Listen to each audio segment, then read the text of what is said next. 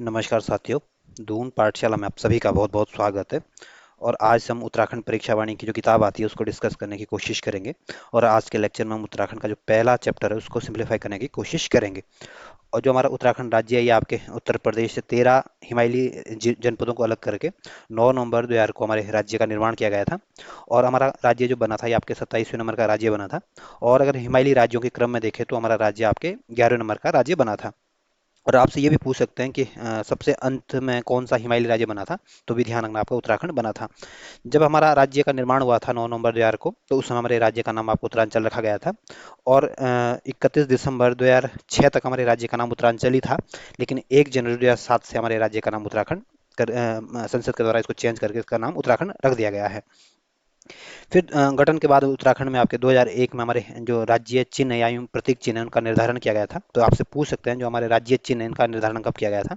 तो 2001 में ध्यान रखना। जो उत्तराखंड का जो राज्य चिन्ह है ये आपके इसमें हमारी जो शासकीय कार्य होते हैं उसमें इसका इस्तेमाल किया जाता है। और इस राज्य चिन्ह में हमारे उत्तराखंड की भौगोलिक स्वरूप की झलक देखने को मिलती है। और इसमें ये जो ये है ये गोलाकार मुद्रा में इसमें 3 पर्वत चोटियों को दिखाया गया है। और इसमें आपकी 4 गंगा की लहरें उखेरी गई है। और इसके बीच में आपकी अशोक की लाट अंकित की गई है। और जो ये अशोक की लाट है इसके बीच में आपके इसके अशोक की लाट के नीचे आपके सत्यमेव जयते लिखा गया है। और जो ये सत्यमेव जयते हैं ये आपके मुंडकोपनिषद से लिया गया है। तो ध्यान रखना राज्य के चिन्ह के बारे में राज्य के चिन्ह के बारे में क्या क्या ध्यान रखना। एक तो 2001 में इसका निर्धारण किया गया था। इसमें हमारे उत्तराखंड की भौगोलिक स्वरूप की झलक देखने को मिलती है। 3 पर्वत चोटियों को दिखाया गया है, 4 गंगा की लहरें उखेरी गई है। और बीच में अशोक की लाट है और इसके नीचे आपके सत्यमेव जयते लिखा गया है। और ये सत्यमेव जयते आपके मुंड को उपनिषद से लिया गया है। राज्य चिन्ह के बारे में इतनी बातें आपको ध्यान रखना है। जो उत्तराखंड का जो राज्य पुष्प है ये आपका ब्रह्म कमल है। और जो ये ब्रह्म कमल ये आपके मध्य हिमालय के क्षेत्रों में आपको देखने को मिलेगा। और ये आपके 4800 से 6000 मीटर की ऊंचाई में ब्रह्म कमल आपको देखने को मिल सकते हैं। और ये हमारा उत्तराखंड का राज्य पुष्प है, ध्यान रखना। और ये ब्रह्म कमल ये आपके एस ट्रेसी कुल का मेंबर है। या यूं बोले कि एस ट्रेसी फैमिली का मेंबर है।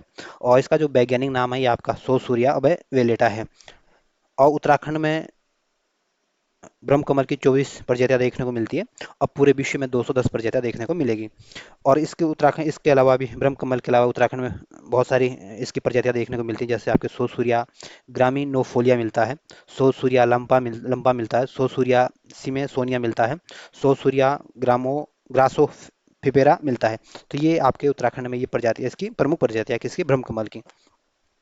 जो ब्रह्म कमल ये आपके बैंगनी रंग का होता है। और ब्रह्म कमल के साथ आपके जो फैन कमल हो गया, कस्तूरा कमल हो गया, ये भी आपके बैंगनी रंग के होते हैं।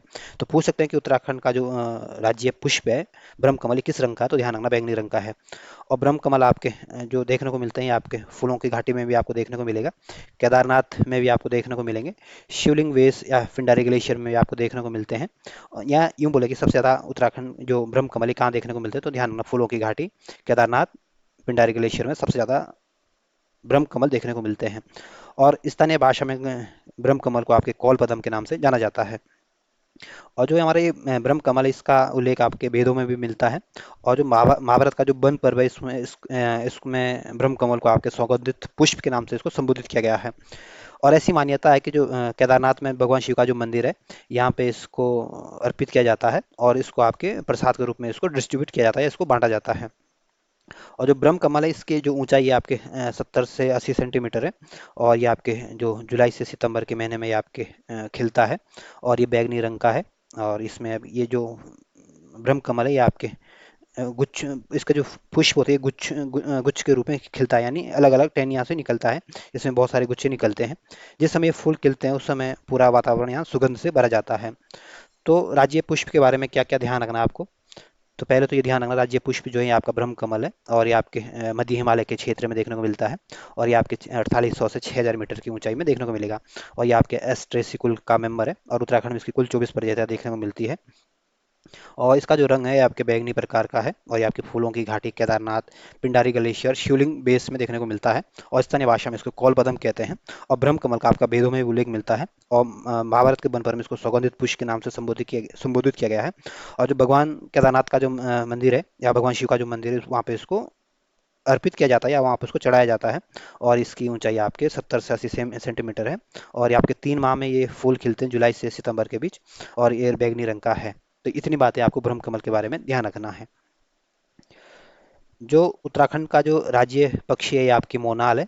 और मोनाल को आपके हिमालय के मयूर के नाम से भी जाना जाता है। और जो मोनाल है ये आपके संपूर्ण हिमालय क्षेत्र में देखने को मिलती है। और ये आपके 2500 से 5000 मीटर की हाइट में आपके घने जंगलों में हमारी मोनाल देखने को मिलेगी। और जो मोनाल और डफिया डफिया ये आप एक ही प्रजाति के पक्षी हैं। और मोनाल जो है ये आपका मादा पक्षी है, जबकि डफिया आपका नर पक्षी है। यानी जो मोनाल है ये आपका फीमेल है और जो डफिया है ये आपका मेल है। और जो मोनाल है ये आपका उत्तराखंड का तो राज्य पक्षी है ही। लेकिन उत्तराखंड राज्य के साथ साथ जो हमारा जो पड़ोसी राज्य है हिमाचल प्रदेश, उसका भी ये राज्य पक्षी है। और जो हमारा जो पड़ोसी राष्ट्र है नेपाल, जिसके साथ उत्तराखंड की बाउंड्री लगती है, इसका भी ये राष्ट्रीय पक्षी है। मोनाल का जो वैज्ञानिक नाम है ये आपका लोपोफोरस इम्पीजेनस है। और इसकी जो इसकी मुख्य प्रजातियां देखने में मिलती है: इपेलस, इपेलस स्केलेट्री, ल्यूरी और ल्यूपोफोरोएंस इसकी मुख्य प्रजातियां हैं। या यूं बोले कि इसकी 4 प्रजातियां हैं। और जो मुनाल है इसको स्थानीय भाषा में आपके मुनियाल मुनाल के नाम से जाना जाता है, या स्थानीय भाषा में इसको मुनाल के नाम से जाना जाता है। और ये आपको उत्तराखंड के अलावा आपके कश्मीर में भी देखने को मिलती है, असम में भी देखने को मिलेगी, नेपाल में भी देखने को मिलती है। और इसका जो रंग होता है ये रंग बिरंगी होती है। इसका रंग मिश्रण होता है, ये नीले काले धब्बे इसमें देखने को मिलते हैं। और इसकी जो पूंछ होती है ये हरी रंग की होती है। और मोर की तरह इसके नर के सिर पर आपके एक रंगीन कलगी होती है, जो इसकी खूबसूरती को और भी बढ़ा देती है। लेकिन इसकी खास बात है कि घोंसला नहीं बनाती है। और ये आपके चट्टानों और पेड़ों के छिद्र में ही अंडे देती है। और ये आपके कीड़े मकोड़ों और आलू को ये विशेष रूप से पसंद करती है, और इसलिए आलू को ये ज़्यादा नुकसान भी करती है। और पूछ सकते हैं कि आलू किस फसल को ज़्यादा नुकसान पहुंचाती है, तो आलू को पहुंचाती है, क्योंकि आलू को ये पसंद ज़्यादा करती है। और इसकी जो मांस और खाल है इसके के कारण इसका अधिक शिकार किया जाता है। और इस वजह से इसकी जो संख्या दिनों दिन घट रही है। और IUCN के जो रेड डाटा लिस्ट है, इसमें इसको शामिल किया गया है, लाल सूची में इसको शामिल किया गया है। तो इस उत्तराखंड की जो राज्य पक्षी है मोनाल, इसके बारे में आपको क्या क्या ध्यान रखना। एक तो ये ध्यान रखना कि जो उत्तराखंड की राज्य पक्षी आपकी मोनाल है। और इसको आपके हिमालय के मयूर के नाम से जाना जाता है। और ये आपकी 2500 से 5000 की मीटर की हाइट में देखने को मिलेगी, और संपूर्ण हिमालय क्षेत्र में ये देखने को मिलती है। और मोनाल और डफिया जो है ये आपकी एक ही प्रजाति के पक्षी है। जो मादा है ये आपकी फीमेल है और जो नर है ये आपका मेल है। और ये हिमाचल का राज्य पक्षी है, नेपाल का राष्ट्रीय पक्षी है। और इसका जो वैज्ञानिक नाम है आपका लोफोफोरस इम्पीजेनस है। और इसकी 4 अन्य प्रजातियां भी है। और ये आपके उत्तराखंड के अलावा कश्मीर, असम, नेपाल में भी देखने को मिलती है। और स्थानीय भाषा में इसको मुनियाल और मुनाल के नाम से जाना जाता है। और ये आपकी रंग बिरंगी देखने को मिलती है, और इसकी पूंछ जो होती है हरी रंग की होती है। और ये आलू को विशेष रूप से पसंद करती है। और IUCN की सूची में लाल श्रेणी में इसको रखा गया है। यानी यूँ बोलें कि IUCN की जो रेड लिस्ट आती है उसमें इसको शामिल किया गया है। तो इतनी बातें आपको मोनाल के बारे में अधिक ध्यान रखनी है। जो उत्तराखंड का जो राज्य पशु है ये आपका कस्तूरी मृग है। और ये भी आपको 3600 से 4400 मीटर की हाइट में देखने को मिलते हैं। और इसका बहुत ज़्यादा शिकार किया जाता है। और अवैध शिकार की वजह से इसका जो ये आपके विलुप्त के कगार पर पहुंच चुका है। और जो कस्तूरी मृग है आपके केदारनाथ, फूलों की घाटी, उत्तरकाशी और पिथौरागढ़ जनपद में देखने को मिलेंगे आपको। और इस मिर्ग की 4 प्रजातियां पाई जाती है। और उत्तराखंड के अलावा ये आपके कश्मीर, हिमाचल प्रदेश, सिक्किम राज्यों में भी देखने को मिलती है। और जो कस्तूरी मृग है, इसका जो वैज्ञानिक नाम है आपका मास्कस क्राइसोगास्टर है। तो ध्यान रखना, इसका वैज्ञानिक नाम भी पूछ सकते हैं। और इसको आपके हिमालयन मस्क डियर के नाम से भी जाना जाता है। और इसका जो रंग होता है ये आपका भूरा होता है। और इसमें भी काले पीले धब्बे देखने को मिलते हैं। और इसकी जो ऊंचाई होती है आपके 20 इंच के आसपास होती है। और इसके पैर जो होते हैं 4 खुर होते हैं। और नर मिर्ग की जो पूंछ होती है वो छोटी होती है, लेकिन बाल रहित होती है।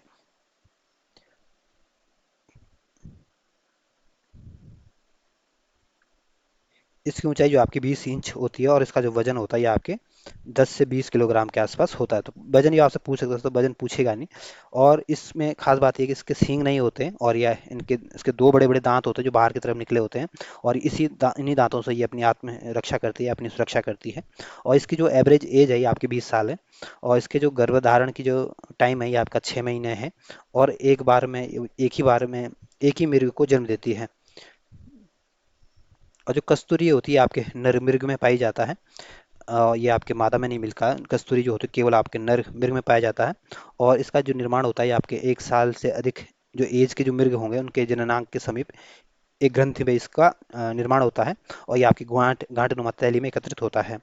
और इस गांठ का ऑपरेशन कर गाढ़े द्रव्य के रूप में कस्तूरी को प्राप्त किया जाता है। और इस मृग से एक बार में सामान्यतः आपके 30 से 50 ग्राम के आसपास कस्तूरी प्राप्त की जाती है। और ये 3-3 साल में इसका निर्माण होता है, कस्तूरी प्राप्त की जाती है। और इस कस्तूरी की बहुत ज़्यादा डिमांड होती है क्योंकि इसकी सुगंध जो होती है बहुत अच्छी होती है। इस वजह से लोग इसका शिकार करते हैं और इसलिए हमारा जो कस्तूरी मृग है ये संकट के श्रेणी में आ गया है। और ये आपकी इसकी जो सुगंध होती है बहुत ज़्यादा होती है और इसका इस्तेमाल आपके अन्य चीज़ों में भी किया जाता है, जैसे दमा के इलाज में भी किया जाता है। निमोनिया में किसी को दिक्कत है तो उसमें इसका इस्तेमाल किया जाता है। हृदय रोग के जो जिनको दिक्कत है उनके लिए भी इसका इस्तेमाल किया होता है। टाइफाइड हो गया, मिर्गी हो गया या बांक्रा यूरिस जैसे बीमारियां होती है, रोग होते हैं, उसके औषधि के निर्माण में इसका इस्तेमाल किया जाता है। इसलिए इसकी मांग भी ज़्यादा है, डिमांड भी ज़्यादा है और इसका अवैध शिकार भी होता है। और इसके अवैध शिकार के कारण ही हमारी इसकी संख्या दिनों दिन घटती जा रही है और इसका लिंग अनुपात भी लगातार तेजी से गिर रहा है। और इसको बचाने के लिए आपके सबसे पहले 1972 में आपके यूपी के गवर्नमेंट ने चमोली में आपके केदारनाथ वन्यजीव अभ्यारण्य की स्थापना की थी, जो कि आपके 75.20 वर्ग किलोमीटर में फैला हुआ है। और ये आपके कस्तूरी मृग बिहार की स्थापना के लिए इसको स्थापित किया गया था। जो मैरूडी कस्तूरी मृग है ये आपके बागेश्वर में स्थित है और इसका गठन आपके 1977 में किया गया था। और ये भी आपके कस्तूरी मृग के संरक्षण के लिए इसका स्थापना की गई थी। जो अस्कोट अभयारण्य ये आपके पिथौरागढ़ जनपद में और इसका गठन आपके 1986 में किया गया था। और इसका गठन भी आपके इसे कस्तूरी मृग को बचाने के लिए किया गया था। और जो कांचुला कर्क है ये आपके चमोली में और यहाँ पे भी आपके कस्तूरी मृग प्रजनन संरक्षण केंद्र की स्थापना की गई है। और 2008 में कस्तूरी वन्य उत्तराखंड वन्यजीव की गणना के अनुसार इसकी जो आबादी है आपके मृगों की जो आबादी है आपके 376 थी, जिसमें से आपके 258 को आपके सुरक्षित क्षेत्र में थी। तो ये उत्तराखंड के जो कस्तूरी मृग उसके बारे में पूछा गया था और इसको बारे में आपको क्या क्या याद रखना है। तो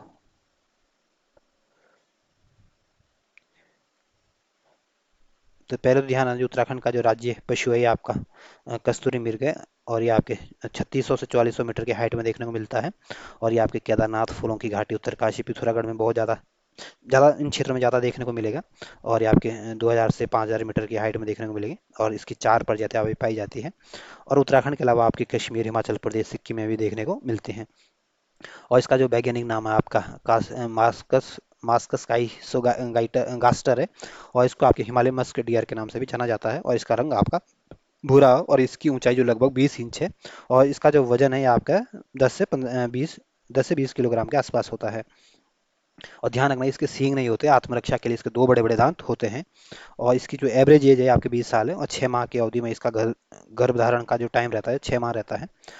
और जो कस्तूरी प्राप्त होती है केवल आपके नर मृग से प्राप्त होती है। और इसका जो निर्माण होता है आपके 1 साल के अंतर्गत होता है। और ये आपके एक गांठ नुमा थैली में ये जमा हो जाती है। और इस एक एक बार में जो कस्तूरी प्राप्त होती है आपके 30 से 45 ग्राम की कस्तूरी प्राप्त होती है। और हर 3-3 साल के अंतराल में ये कस्तूरी प्राप्त की जा सकती है। और इसका जो कस्तूरी का जो इस्तेमाल किया जाता है, ये प्राकृतिक रसायन मतलब इसकी जो सुगंध होती है बहुत अच्छी होती है। और इसका इस्तेमाल आपके बहुत सारी बीमारियों को ठीक करने के लिए भी किया जाता है, जैसे आपके टाइफाइड हो गया, मिर्गी हो गया, हृदय हो गया, निमोनिया हो गया, इनके लिए इसका इस्तेमाल किया जाता है। और इसको बचाने के लिए इसको सबसे पहले प्रयास किया गया था आपके 1972 में किया गया था, यूपी के गवर्नमेंट के द्वारा, उत्तर प्रदेश गवर्नमेंट के द्वारा। और इन्होंने 1972 में आपके चमोली में आपके केदारनाथ वन्यजीव अभ्यारण्य की स्थापना की थी, जो कि आपके कस्तूरी मृग बिहार से संबंधित है। फिर 1972 में आपके 1977 में आपके कस्तूरी मृग अनुसंधान केंद्र की स्थापना की गई थी। फिर अस्कोट अभ्यारण्य की स्थापना की गई थी 1986 में। तो ये बातें आपको ध्यान रखनी है। फिर आपके कांचूला करके जो कि चमोली है, यहाँ पे आपकी कस्तूरी मृग प्रजनन संरक्षण केंद्र की स्थापना की गई थी। 2008 में इसकी जनगणना की गई थी और इनकी संख्या आपके 376 ही थी। तो ये आपके उत्तराखंड का जो राज्य पशु है इसके बारे में आपको जानकारी ध्यान रखनी है। ये उत्तराखंड का एक मानचित्र दिया गया है और इसमें बहुत सारे सवाल आपके बन सकते हैं। जैसे आपको ये ध्यान रखना है कि उत्तराखंड का सबसे उत्तरी जनपद कौन है। तो आपको सबसे उत्तरी जनपद आपको उत्तरकाशी दिख रहा होगा। सबसे दक्षिणी जनपद जो है आपको उधम सिंह नगर है। सबसे पूर्वी जनपद जो है ये आपका पिथौरागढ़ जनपद है और सबसे पश्चिमी जनपद आपका देहरादून जनपद है। तो आपसे 4 सवाल तो यहीं से पूछ सकते हैं कि उत्तराखंड का सबसे उत्तरी जनपद कौन है, पश्चिमी जनपद कौन है, दक्षिणी जनपद कौन है। तो यहाँ से आप क्वेश्चन ध्यान रखना, पश्चिम में देहरादून है, पूर्व में पिथौरागढ़ है, उत्तर में उत्तरकाशी, दक्षिण में आपका उधम सिंह नगर है। और जो इसमें कई बार बाउंड्री भी पूछ लेते हैं कि किस देश के साथ कौन से जनपद की सीमा लगती है। तो हमारी जो उत्तराखंड की जो इंटरनेशनल बाउंड्री बनती है, एक तो चाइना के साथ बनाते हैं, एक नेपाल के साथ बनाते हैं। और चीन के साथ जो उत्तराखंड के जो तीन सबसे बड़े जनपद है ये सीमा साझा करते हैं। एक तो उत्तरकाशी जनपद की सीमा लगती है, दूसरी आपको देख रही है चमोली की सीमा भी आपके चाइना के साथ लग रही है, और तिब्बत की पिथौरागढ़ से भी इनकी बाउंड्री साझा हो रही है। तो उत्तराखंड के तीन जनपद ऐसे हैं जिनका जिनकी बाउंड्री आपके चाइना के साथ लगती है, उत्तरकाशी, चमोली और पिथौरागढ़, ये आप देख सकते हैं। और इसमें जो सबसे ज़्यादा बाउंड्री चाइना के साथ लग रही है आपकी पिथौरागढ़ जनपद की लग रही है। और नेपाल के साथ जो सीमा साझा करने वाले जनपद है, एक तो आपका पिथौरागढ़ जनपद ही है, दूसरा आपका चंपावत जनपद है, तीसरा आपका उधम सिंह नगर जनपद है। तो तीन जनपद इधर अपनी सीमा साझा कर रहे हैं, तीन जनपद आपके नेपाल के साथ अपनी सीमा साझा कर रहे हैं। लेकिन जो पिथौरागढ़ जनपद है ये आपके चाइना के साथ भी अपनी सीमा साझा कर रहा है, और नेपाल के साथ भी अपनी सीमा साझा कर रहा है। और नेपाल के साथ जो सबसे लंबी जो बाउंड्री बना रहा है ये आपका पिथौरागढ़ जनपद ही बना रहा है। ये देखो यहाँ से यहाँ तक पूरी बाउंड्री बना रहा है। तो किसी भी टाइप से आपसे सवाल पूछें कि चाइना के साथ कौन कौन सीमा साझा करता है, तो उत्तरकाशी, चमोली, पिथौरागढ़, और नेपाल के साथ आपके पिथौरागढ़, चंपावत और उधम सिंह नगर। और ये पूछ सकते हैं कि कुल कितने जनपद जो है इंटरनेशनल बाउंड्री बनाते हैं, तो आपके 5 जनपद इंटरनेशनल बाउंड्री बनाते हैं। 5 जनपद क्यों हुए? क्योंकि जो पिथौरागढ़ जनपद है ये आपके नेपाल के साथ भी बना रहा है और चाइना के साथ भी बना रहा है, इस वजह से संख्या घट के 4 हो जाएगी। फिर राज्यों के साथ सीमा पूछी जाती है, तो उत्तर प्रदेश के साथ भी हमारे राज्य की सीमा लगती है, और हिमाचल प्रदेश के साथ भी हमारी सीमा साझा होती है। और हिमाचल प्रदेश के साथ हमारे दो जनपद जो हैं, उत्तरकाशी जनपद और देहरादून जनपद, ये अपनी सीमा हिमाचल प्रदेश के साथ अपनी साझा करते हैं।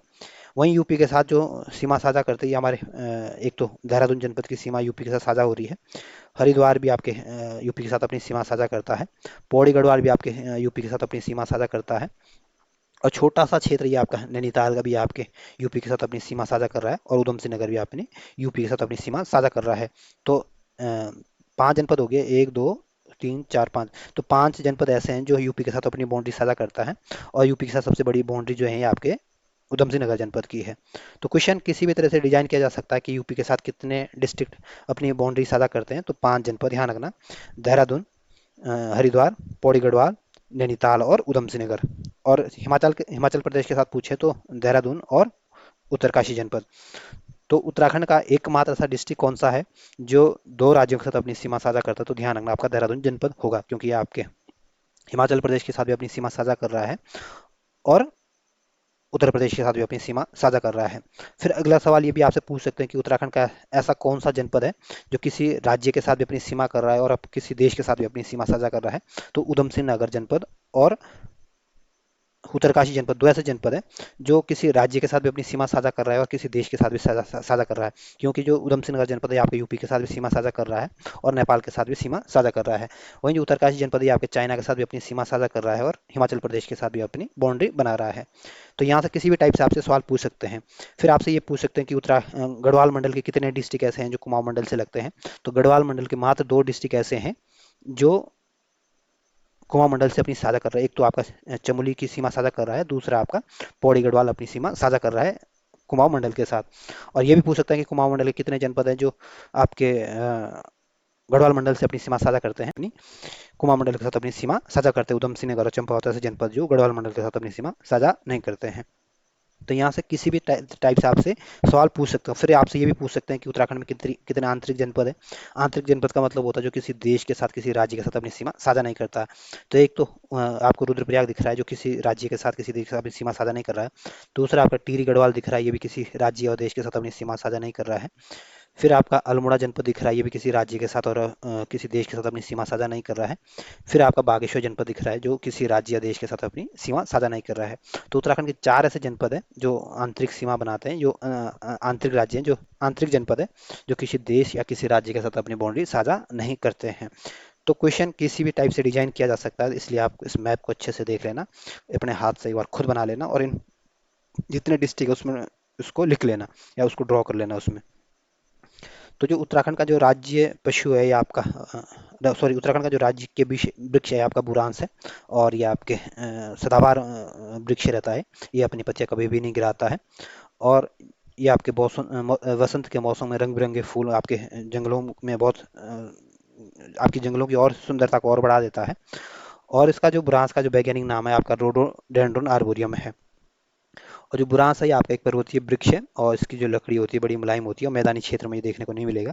और ये आपके 1500 से 4000 मीटर की हाइट में जो बुरांस है ये आपके लाल रंग के देखने को मिलेंगे। लेकिन जैसे ही आप 11000 फीट की ऊंचाई पर जाओगे तो आपके सफ़ेद रंग का बुरांस भी देखने को मिलेगा। और बुरांस का जो फूल होता है ये आपके मकर संक्रांति के बाद धीरे धीरे खिलना शुरू हो जाता है और बैसाखी तक पूरा खिल जाता है। और जो और इसके जो औषधीय गुण होने के कारण बुरांस के फूलों का जो जूस बनाया जाता है। और ये जूस आपके जो हृदय रोग की जिसको दिक्कत है उसके लिए बहुत फायदेमंद रहता है। और बुरांस से आपके रंग भी बनाया जाता है। और जो बुरांस वृक्ष है इसकी ऊंचाई जो होती है आपके 20 से 25 फीट की होती है और इसकी जो लकड़ी होती है बड़ी मुलायम होती है, बड़ी सॉफ्ट होती है।